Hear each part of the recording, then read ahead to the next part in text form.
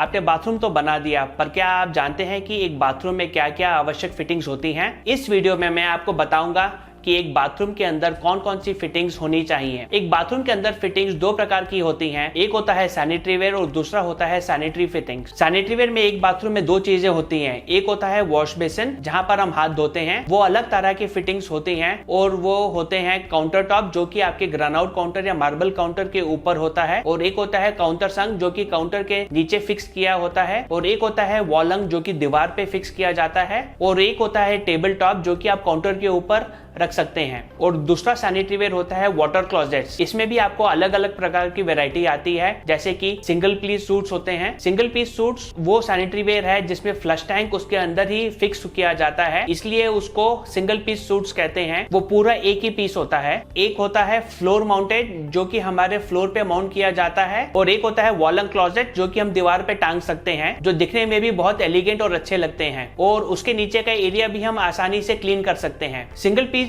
जो भी होते हैं वो थोड़े से बल्कि होते हैं, और अगर हमारा बाथरूम बड़ा होता है तो सिंगल पीस क्लोजेट्स अच्छे लगते हैं। छोटे बाथरूम में आप वॉल हंग या फ्लोर माउंटेड ले सकते हैं। मेंटेनेंस में अगर आप देखेंगे तो आपको वॉल हंग मेंटेन करना सबसे आसान है। फ्लोर माउंटेड में वाटर क्लोजेट होता है, उसकी सफाई करना थोड़ा मुश्किल हो जाता है। और दूसरी चीज जो अच्छी होती है वो होता है फ्लशिंग। फ्लशिंग में दो प्रकार के वापस होते हैं, एक होता है फ्लश वॉल जो कि पाइपलाइन से डायरेक्टली आपके ओवरहेड टैंक से कनेक्ट होता है, और एक होता है फ्लश टैंक जो कि एक्सपोज भी हो सकता है या कंसील्ड हो सकता है, जो दीवार के अंदर फिट किया जाता है। फ्लश टैंक्स में जो भी पानी आता है वो फ्लश टैंक में एक्यूमुलेट होता है, जो 3 से 10 लीटर में होता है, और जब आप पानी एक बार फ्लश करते हैं तो फिर दूसरी बार फ्लश करने के लिए हमें रुकना पड़ता है जब तक वो फ्लश टैंक वापस पानी से न भर जाए। फ्लश हॉल मेंटेन करने के लिए बहुत ही आसान है। फ्लश हॉल में एक और एडवांटेज ये भी है कि हम कंटिन्यूअसली फ्लश कर सकते हैं। सैनिटरी फिटिंग्स में अब हम बात करेंगे पिलर टैप का। पिलर टैप जो होता है वो आपके वॉश बेसिन के ऊपर फिक्स किया जाता है या काउंटर पे फिक्स किया जाता है। पिलर टैप में सिर्फ ठंडा पानी आने की सुविधा होती है। अगर हमें गर्म पानी चाहिए तो हमें बेसिन मिक्सर लगाना चाहिए। बेसिन मिक्सर के अंदर ठंडा पानी और गर्म पानी दोनों आते हैं। बेसिन मिक्सर में हमें एक होता है जिसके अंदर 2 लीवर होते हैं, और एक होता है कंसील्ड बेसिन मिक्सर जिसके अंदर सिर्फ एक लेवर होता है, जिसमें हम चारों options of, on, cold water, hot water mixing वो कर सकते हैं। कंसील्ड बेसिन मिक्सर्स आपके सिंक के ऊपर दीवार में फिट किए जाते हैं, और जो बेसिन मिक्सर होता है वो हम काउंटर के ऊपर फिट कर सकते हैं। एक और पिलर टैप आता है जो कि 12 इंच लंबा होता है या बेसिन मिक्सर, जो कि हम टेबल टॉप वॉश बेसिन के लिए यूज करते हैं। फिर बाथरूम में जो आवश्यक होता है वो होता है सिंगल लेवर डाइवर्टर या वॉल मिक्सर्स, जो कि वेट एरिया है या जहां पे हम नहाते हैं बाथरूम में उस जगह में लगाया जाता है। वॉल मिक्सर्स वो प्रकार की फिटिंग्स होती हैं जो हमें बाहर नजर आती है, और हमें उन्हें ठंडा पानी और गर्म पानी के लिए 2 अलग अलग हैंडल होते हैं, और एक सेंट्रल लेवर होता है जिससे हम पानी को डाइवर्ट कर सकते हैं, या स्पाउट से,